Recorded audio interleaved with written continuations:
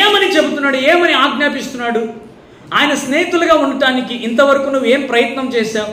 ఇప్పుడు మీ వాళ్ళు ఎవరో వాళ్ళు నిన్ను పొగడాలో, వాళ్ళ దగ్గర ఉండాలని చెప్పేసి మనము వాళ్ళను ఏం చేస్తున్నాం, పొగడుతూ ఉన్నాం, లేకపోతే వాళ్ళని బాగా హెచ్చిస్తూ ఉన్నాం, లేకపోతే వాళ్ళు చెప్పిన పనులన్నీ చేసుకుంటున్నాం. మన పనులు విడిచిపెట్టి కావాలంటే వాళ్ళ పనులన్నీ మనం చేస్తాం. ఎందుకంటే వాళ్ళని పొగడాలి, వాళ్ళు మనల్ని మెచ్చుకోవాలి. సో ఈ విధంగా చేస్తూ ఉంటాం, అవునా కదా? సో దేవుని కొరకు, దేవుడు ఆజ్ఞాపించిన వాటి కొరకు ఏం చేసావు నువ్వు? దేవుడు చూపినటువంటి వాటి కొరకు ఏ విధంగా బ్రతికావు నువ్వు? అసలు ఆయన ఆజ్ఞాపించినటువంటివి ఏవి? ఏం చేస్తున్నాడు ఆయన? ఏమని ఆజ్ఞాపించాడు ఆయన? చెప్పండి. సన్మానించు, పరులది ఆశించవద్దు, నరహత్య చేయవద్దు, వ్యభిచరించవద్దు, దొంగతనం చేయవద్దు.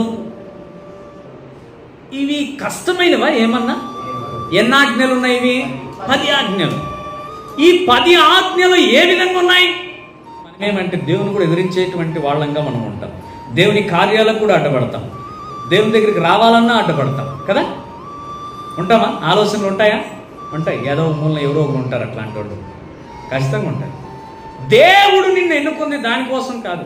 దేవుడు నిన్ను ఎన్నుకుంది ఒక ప్రత్యేకమైన కృప నీకు అనుగ్రహించుటకు, తన స్నేహితునిగా, స్నేహితురాలుగా చేసుకున్నటకు దేవుడు నిన్నేం చేశాడు తెలుసా? ఏం చేశాడు తెలుసా అండి?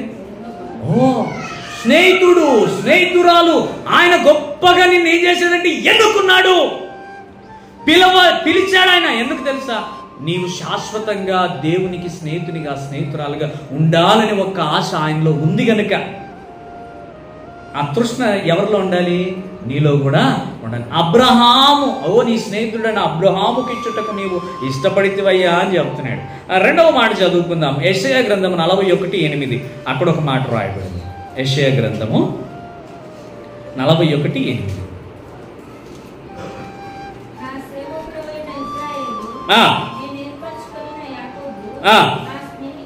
నా స్నేహితుడైన అబ్రహాము సంతానమా, ఆమేన్, హల్లెలూయా. రెండోసారి కూడా ఇక్కడ చూస్తున్నాము. అబ్రహాముని ఏమంటున్నాడంట? నా స్నేహితుడైనటువంటి అబ్రహాము సంతానమా ఈ యాకోబు. ఎంత గొప్ప ధన్యుడండి అబ్రహాము! ఎంత గొప్ప ధన్యతకరమైన పిలుపును పొందుకున్నాడు. ఎవరు సాక్ష్యం ఇస్తున్నారు అబ్రహాము గురించి? సాక్షాత్తు దేవుడు. ఒక దినము ఈ భూలోకములో ఒక మనిషిని గురించి సాక్ష్యం చెప్పొచ్చండి. ఒక సమయం రాబోతున్నది. ఏ సమయము అంటే అది అలాగ పరలోకము. అక్కడ నిలిచి ఉన్నప్పుడు, ఫలాని వ్యక్తి ఇక్కడ నువ్వు నిలిచి ఉన్నప్పుడు చూసావా,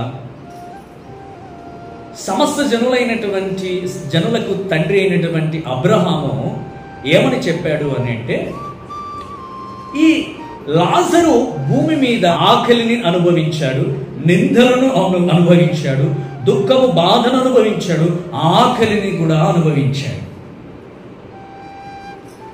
ఇప్పుడు ఎక్కడికి చేరాడు ఆ దరిద్రుడైన లాజరు? అబ్రహాము రొమ్మన సేద తీరుటకు చేరాడు. ఇతని గురించి సాక్ష్యము చెప్తుంది. ఎంత గొప్ప సాక్ష్యము చెప్తున్నాడు తెలుసా?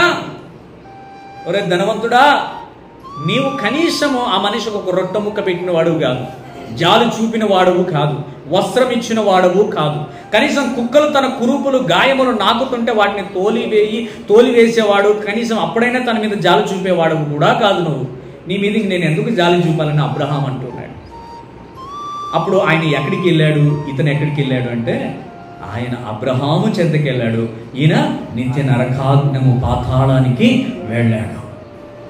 ఆ మాటను ఆయన స్వీకరించాడు, ఆయన బహుమానంగా ఇచ్చాడు. అందుకే ఏమంటున్నాడంటే దేవుడు, నా స్నేహితుడైన అబ్రహాము సంతానమై యాకోబు. మరొకసారి జ్ఞాపకం చేశాడు. నీవు ఆ స్థితిలో ఉండాలి. ఎన్ని తరాలు గడిచినా, ఎన్ని జన్మలు పోయినా, ఎంతమంది తరాలు వచ్చినా, నీవున్నా నేను లేకున్నా, వెనక ఆ తరాలు కావచ్చు, ముందు తరాలు కావచ్చు, ఫలాని వ్యక్తి నా ప్రియమైన దాసుడు, ఫలాని వ్యక్తి నా ప్రియమైన దాసురాలు అని చెప్పబడే సాక్ష్యము పొందుకోవాలి. ఈ రోజున మనము, మీకు ఎన్నోసార్లు నేను చెప్పాను, ఈ రోజున మనం ఇక్కడ కూర్చొని దేవుని ఆరాధిస్తూ ఉన్నామంటే దైవజనులు ఏర్పాటు చేయబడిన ప్లాట్ఫామ్ ఇది. గుర్తు చేసుకుంటాము కదా. ఈరోజు ఇంత చక్కగా కూర్చొని ఇంత మందిరం కట్టుకొని ఇంత చక్కగా కూర్చున్నామంటే ఆ దాసుడు ఎంత ప్రార్థించాడో, ఎంత కన్నీరు గార్చాడో. ఈ రోజున మనమందరము సంతోషంగా ఇక్కడ కూర్చుని దేవుణ్ణి ఆరాధిస్తా ఉన్నాం. జ్ఞాపకం చేసుకున్నట్టుకు దేవుడు మనకు ఒక ధన్యతనిచ్చాడు. ఈ రోజున నీవు నేను ఉన్నా లేకున్నా, నీవు నేను నా క్రియలన్నీ నిలిచి ఉండాలి సజీవముగా. ఈ రోజున అబ్రహాము చేసి అదే వెళ్ళాడు, తనను స్నేహితుడని పిలిపించుకున్నాడు. ఇంకొక మాట చదువుకుందామండి. యాకోబు రాసిన పత్రిక 2వ అధ్యాయము 23వ వచనము ఒక మంచి మాట వ్రాయబడి ఉంది. యాకోబు రాసిన పత్రిక 2:23.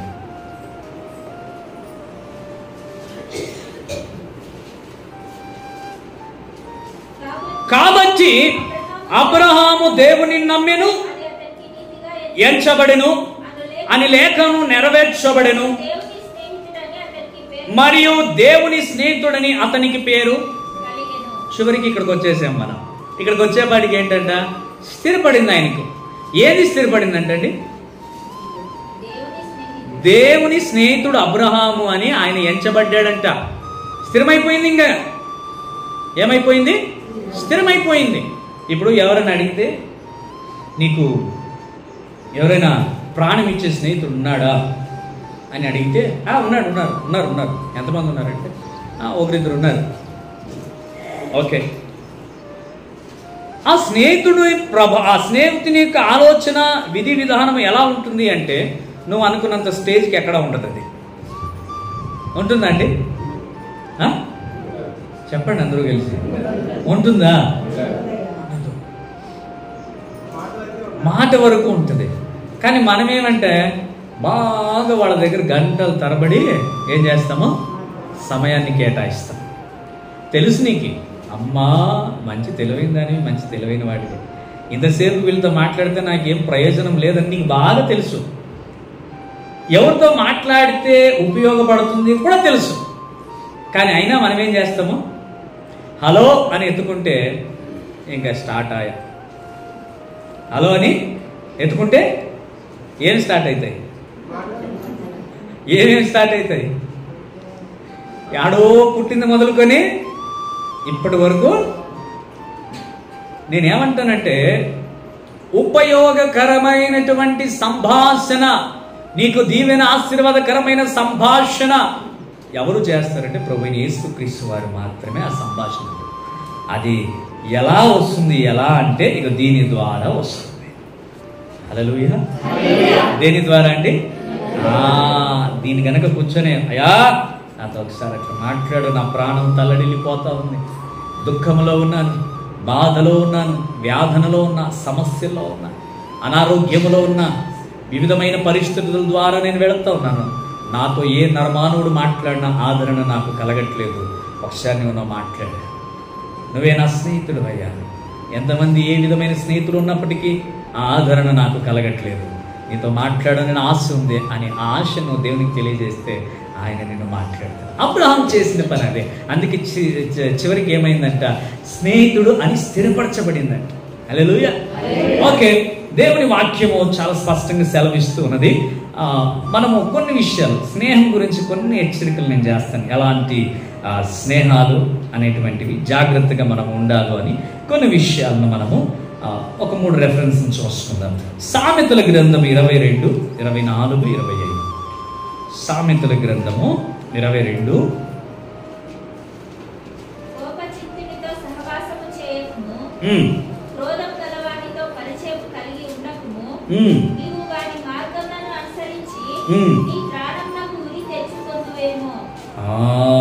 ఆమేన్. హల్లెలూయా. చాలా క్లియర్గా వ్రాయబడినటువంటి మాట ఇక్కడ మనం చూస్తున్నామండి.